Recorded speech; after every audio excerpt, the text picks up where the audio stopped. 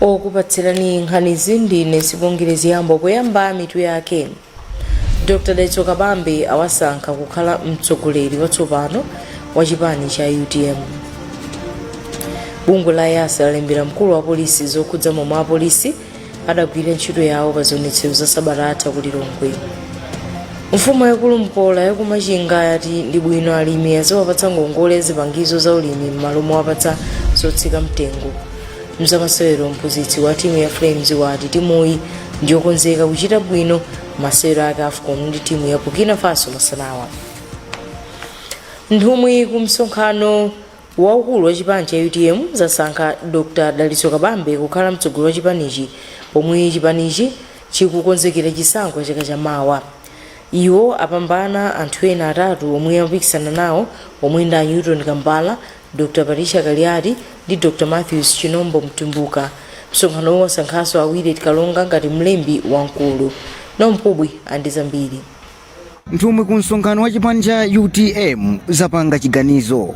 Dr. Dalitso Kabambe ndiye mtsogoleri watsopano wa chipani cha UTM. Iwo agonjetsa anthu enanso atatu omwe amapikisana nawo pa udindowu kuphatikizapo Dr. Matthews Mtumbuka, mlembi wakale wa chipanichi a Patricia Kaliati komanso injiniya Newton Kambala. Atangolengeza kuti Akabambe ndiwo apambana muna chisangalalo chachikulu mu holo ya Chisanga momwe mumachitikira msonkhano waukuluwo. Mawu awo iwati msonkhano omwe chipani cha UTM chachititsa unalopa mambo kwambiri komanso waonetsa demokrasi. Iwati masomphenya awo ndiotengera chipanichi kuti chilamulire dziko lino ndipo achenjeza zipani zina za ndale mdziko muno kuti ziyembekezere mpikisano waukulu pa chisankho chomwe chikudzachi. Ndilankhule kwa zipani zina zonse zimene zikuyima pa ballot chaka chamawa, they should get prepared for UTM. Chifukwa UTM uyo ibwera ndi mphamvu osati masewera. Nthumwi za chipani cha UTM zasankhanso awiri tikalonga ngati mlembi wamkulu wa chipanichi komanso a Olipa Muyawa Chiluwa ngati msungichuma wa chipanichi. Kusankhidwa kwa Akabambe kukhala president wa chipani cha UTM kulumikizanso ndi tsiku lomwe iwo adabadwa pa 18 November.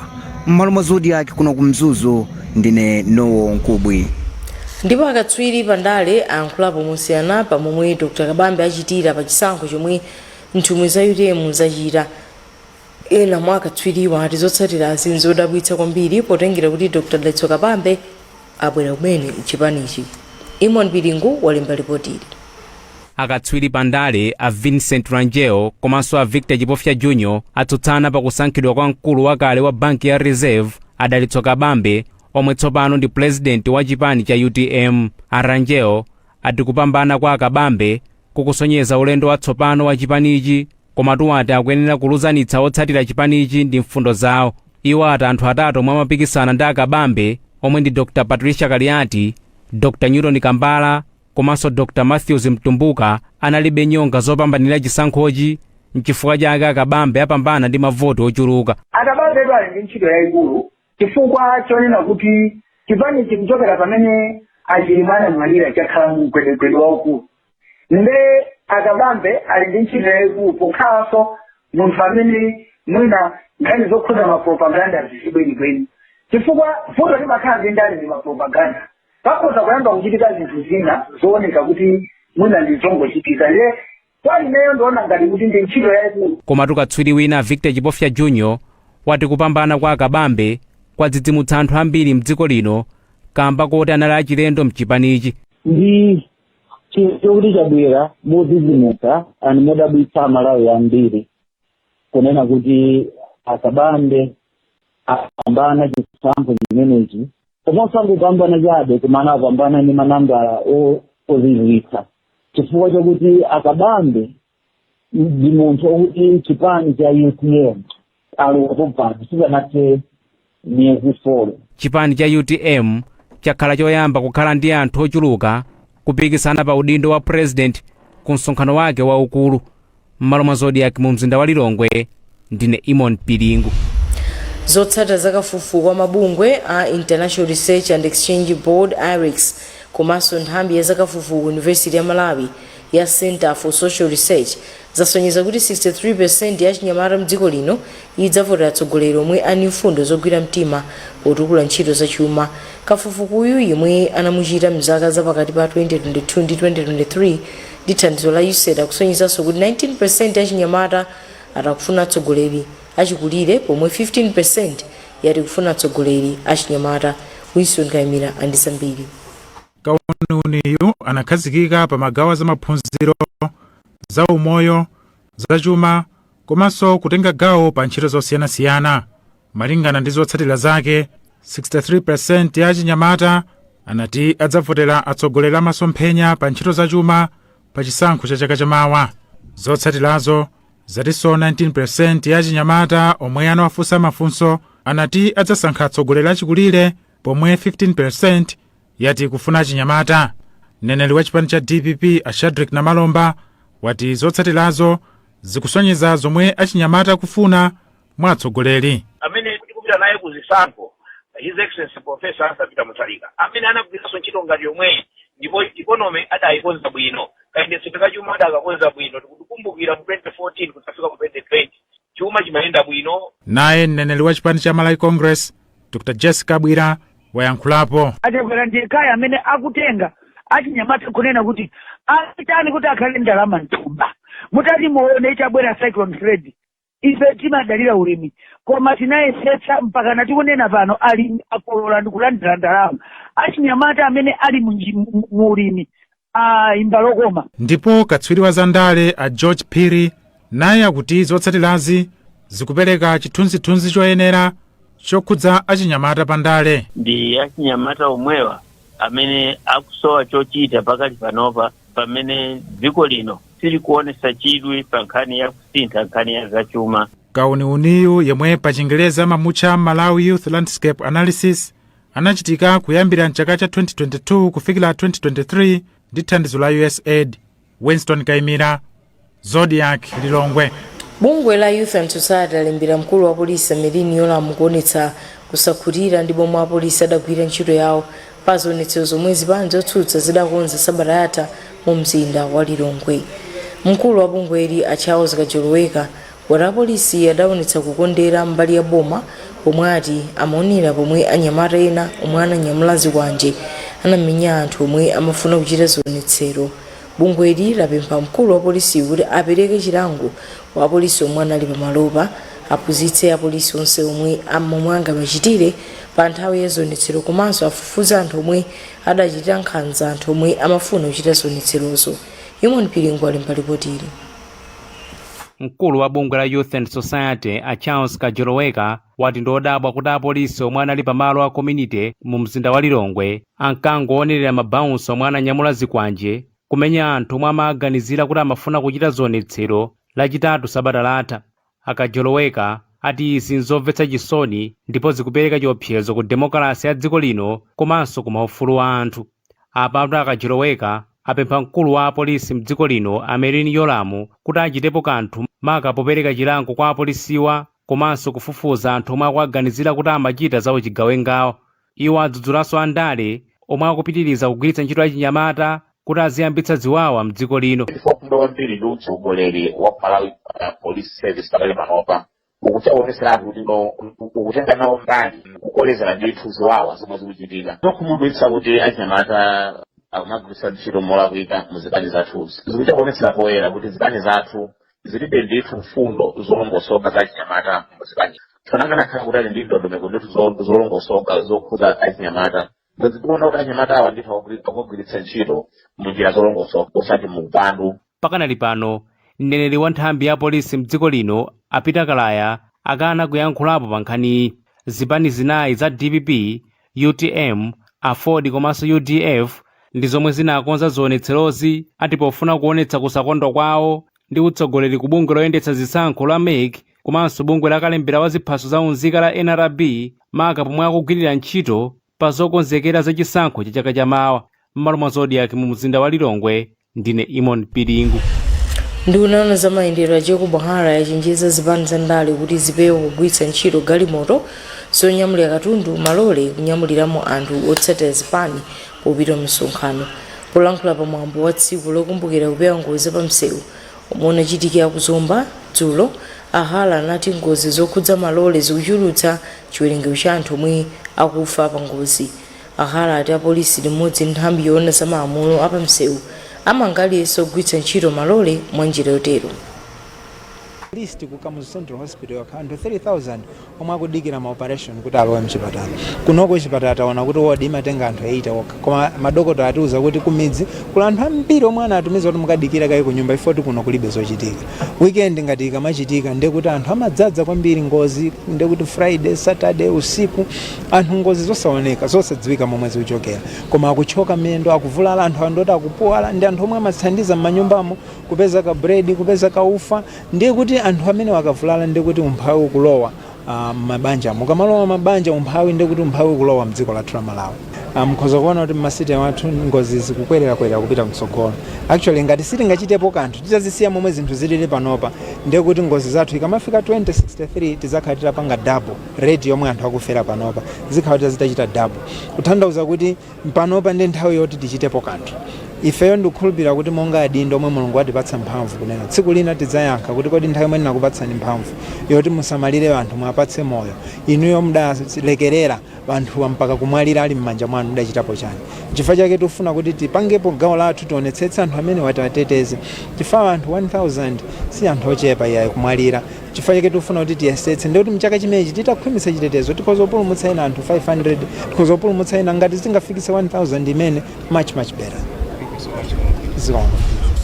Mkulu wa Road Traffic Director Andrew Sandula wati adindo onse atagwirana manja malamulo sangavute kuwalimbikitsa. Mgwirizano wa maiko pa dziko lonse lapansi unakhazikitsa kuti la Mulungu lachitatu mwezi wa Novemba kuzikhala kukumbukira anthu amene amwalira komanso amene avulala komanso amene akhudzidwa ndi ngozi zapansewu. Komanso bungwe lomwe la mgwirizano pa dziko lonse lapansi linakhazikitsa ndondomeko imene akuti global plan yoonetsetsa kuti maiko tikhale ndi ndondomeko yoonetsetsa kuti tikuthetsa tikuchepetsa nambala ya anthu amene akuvulala komanso amene akumwalira pansewu. Cholinga cha ndondomeko imene ndi kuti pofika chaka cha 2030 chiwerengero cha anthu ovulala komanso omwalira chidzakhale chitachepa kapena chitatsika ndi 50% monga mujandanenera kuti pafupi anthu okwana 1.2 million amakhala akumwalira pa dziko lonse lapansi. Choncho cholinga ndi kuti maiko ayesetse apange dongosolo limeneli. Ngati Malawi tiliso ndi ndondomeko imene tayipanga imene kuti National Safety Strategy imene kukhudza mabungwe onse amene amaona za chitetezo cha pansewu ndi cholinga chonena kuti tichepetse tigwirire ntchito limodzi. Ndifuna nditsindike pano kuti udindo onetsetsa kuti pansewu pa chitetezo ndi waliyese si wa polisi okha si wa traffic okha koma ndi aliyese amene akugwiritsa ntchito nsewu komanso ndi mabungwe ena onse amene amakhudzidwanso ndi nkhani za pansewu. Mwana nkhani pano pa Zodiac ndi zambiri zikatha izi mukhale pomwepo.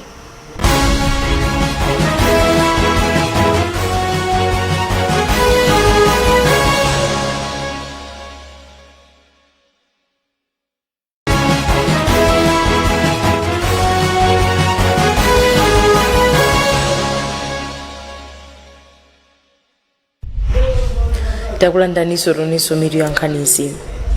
Dr. Daitso Kabambe awasankha kukhala mtsogoleri watsopano wa chipani cha UDM. Bungwe la Yasi lalimbira mkulu wa polisi zokhudza momwe apolisi adagwira ntchito yawo pa zionetso za Sabata ku Lilongwe.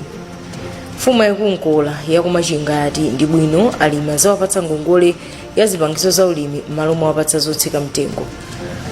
Mzamasewero mphunzitsi wa timu ya Flames wa timuyi njokonzeka kuchita bwino masewero ake AFCON ndi timu ya Burkina Faso masanawa.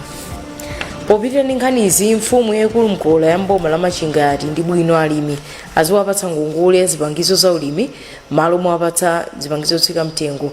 Amkola ati kupeka ngongole ya zipangizozi kuthandiza kuti alimi ochuluka komanso omwe ndi kuthekera azitenga zomwe zingathandize dziko lino kukhala ndi chakudya chokwanira kulekana ndi pano. Mfumu iyi apereka maganizowa malinga ndi njala yomwe yakhudza anthu ena dera lake. Rafael Mloso walemba ripoti ili. anthu pafupifupi 5 million chaka chino akuti akusowa chakudya mdziko muno, ndipo boma la Machinga ndi limodzi mwa maboma omwe anthu akhuzidwa, ndipo posachedwapa kunamvekanso kuti anthu ena akudya chiteze pofuna kuzitereza kunjalayi. Izi zinachititsa kuti atsogoleri osiyanasiyana monga mafumu ayang'ane thandizo la anthu awo, ndipo Apostle Clifford Kawinga omwe ndi mtsogoleri wa utumiki wa Salvation for All Ministries International komanso mwini wake wa Craig Hardware and General Suppliers ndi mmodzi mwa anthu amene athandizapo pogawa chakudya kwa anthu 10,000 msabata imene ikuthayi. Anthu ali masautso akulu, mwezi ndi mwezi tikumafa za imfa zimene anthu akumwalira ndi njala. Malawi sanika kuti munthu afe ndi njala. Tigwirane manja zochepa zimene tili nazo tigawe. Polankhula atagawa chakudya mdera mwake, Senior Chief Mkola anathokoza Apostle Kawinga chifukwa chochita machawi pothandiza, ponena kuti mu nthawi ya mavuto sipafunika kuchita chidodo.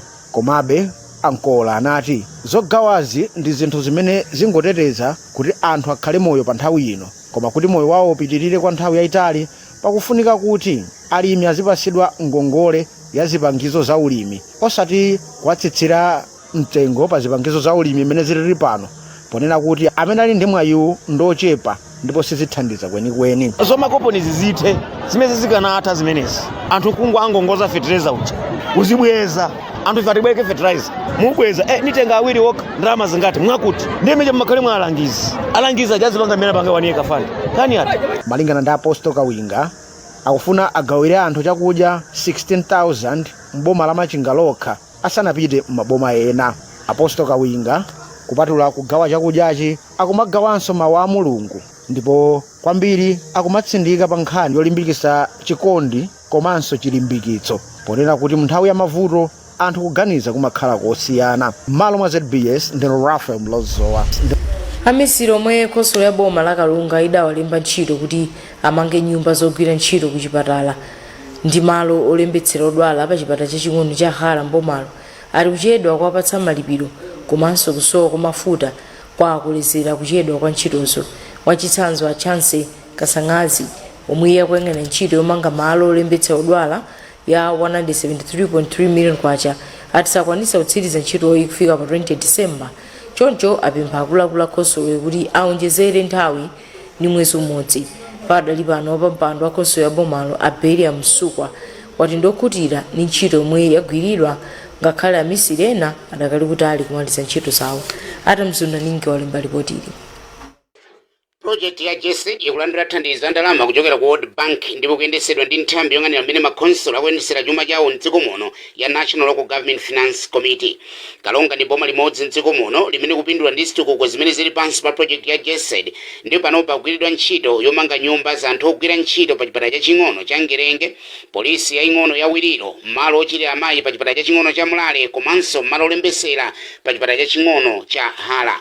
Komabe vuto la kusowa kwa mafuta komanso kuchedwa kuwapasa malipiro ndi zina mwa zinthu zimene zikusokoneza ntchitozi, monga mmene akufotokozera a Chance Kasangazi amene akuyang'anira kampani ya Chiyeka Building Contractors. Tinachedwa pang'ono kumbali ngati ya mixer kuti zibwere pa site poka komanso panali building ina imene timayigwesa sona inatengeranso masiku ochulukirapo.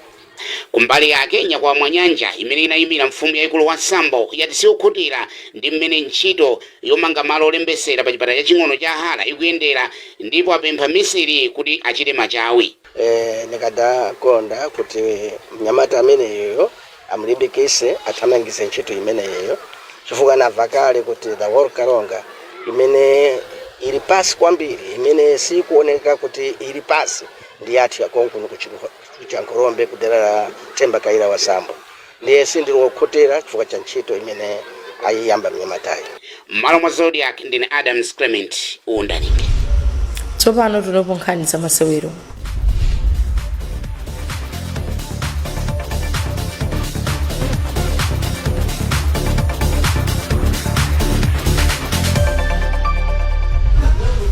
Wachiwiri kwa mphunzitsi ogwirizira wa timu ya dziko ya Flames Peter Mponda wati timuyi yakonzeka kuchita bwino masewero ake otsiriza ndi Burkina Faso achikho cha AFCON lero pa bwalo la Bingu ku Lilongwe.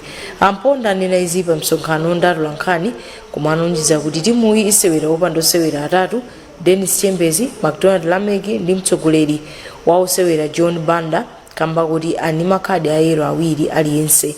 Malawi idatuluka kale mu mpikisanowu pamene idagonja masewero anayi oyambirira mu mpikisanowu. Tinalibe tinapita ku Ivory Coast meri makamenya ndi Burundi sitinapange training apa paso tabwera lero listinganene kuti tapanga training kwambiri timafuna kuti apange recover ulendo unali wautali kwambiri mwina ako ka session kamene ngakhale nako ndi masana komanso masana it's just hours away from the game sitingapangenso zinthu zambiri komano masewero andofunikira tikuyesesa unena kuti tipeze chipambano ndizoona unena kuti amalawi atopa ndi kusachita bwino kwa timu komano ife sitinganene tangobwera lero ndilero kunena kuti tipanga quick fix tikunena kuti tikhale ndi nthawi mwina poyambira pachaso ndinanena kunena kuti mwina nthawi zambiri timanena kochwina lesa manena kuti afuna apange build team apange build komano last game imene tinapita ku Ivory Coast imene pakamenya ndi Burundi tikunena kuti sitina train koma mutati muone effort imene atipasa anyamata ikutipasa chilimbikiso apaso tikubwera kumenya ndi Burkina Faso pamodzi tikuyenera kunena kuti anyamata effort yawo ndi zina zimene tingakonze from last game tipeze chipambano komano ife simamezaya kunena lero tibwera tina kuti tipulumutsa Malawi football tikuyenera tikhale ndi nthawi tikonzekere bwinobwino tikonze timu munanepa napo za anyamata angapo amene akhanga tabwera mpira kuti salowese ndale kwambiri kunena kuti muna make anyamata kunalibepo apa abwera anyamata anali ma players a national team mbuyo mu amamenya kale kunabwera kochiwina anaona kuti iyeyo sanali maplani mwawo ife tabwera tikuona ngati kuti anyamata akhoza kutipasa tinamenya nawo ku ndi Burundi sitinapambane komano effort imene anatipasa ndi yabwino kwambiri ndikupa kuti kocha nanena momveka bwino kwambiri kunena kuti anyamata amene tinawo pano pa nthawi amene tikuyenera kunena kuti tigwire nawo ntchito sitingamakhale pano pa kumauza dziko lonse kunena kuti ma players athu si abwino ndikupa kuti ndikuwalakwira ma players komanso ifenso kuzitakwira ife tomwe satigwirira ntchito komanso kocha anatsimikiza kunena kuti zikhala bwino kunena kuti mwina titapezanso anyamata ena amene akumenya ku maiko aku Ulaya abwere atilimbikitsire timu komano kunena choncho siluthanza kuti ma players amene tinawo si abwino yayi tikuyenera titrain nawo tiapange asesi taone bwinobwino anyamata akha kuti gwirira ntchito mbuyo sitinganene kuti lero ndi lero ayipa tikuyenera kuti tialimbikise anyamata amene tili nawo kuchita bwino depends kunena kuti tikunena chani tikunena kuti tipambane kapena performance yabwino fatira tiyangane game imene tinamenya ndi Burundi tikumanena mobweza kunena kuti sitina train koma mutati muone fighting spirit imene anyamata amapangira effort imene amayika tikuyenera tayamikire tikabweranso apa tikuyembekezeranso zinthu ngati zomwezo komano tibwereseponso ka quality pang'ono tikamanena za ma games amene akubwera match ali kutali kwambiri tatene tipangeni kai focus game imene tinayo mawa kunena kuti tipeze result yabwino.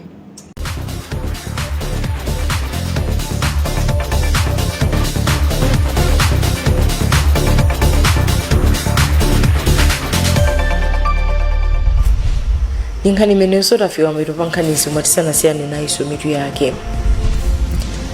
Dr. Daliso Kabambe awasankha kukhala mtsogoleri watsopano wa chipani cha UDM. Bungwe la YASA alembera mkulu wa polisi zokhudza momwe apolisi adagwira ntchito yawo pa zonetso za sabata yatha ku Lilongwe. Mfumu yaikulu Nkola yakumachingati ndi bwino alimi azawapatsa ngongole ya zipangizo za ulimi m'malo mwapatsa oseka mtengo. Msamasewero mphunzitsi wa timu ya Flames wati timu ndi yokonzeka kuchita bwino masewero ake AFCON ndi timu ya Burkina Faso masanawa. Pezani zambiri pa zodiac malawi.com na ndine Sibongile Ziyambo mwakoma nonse.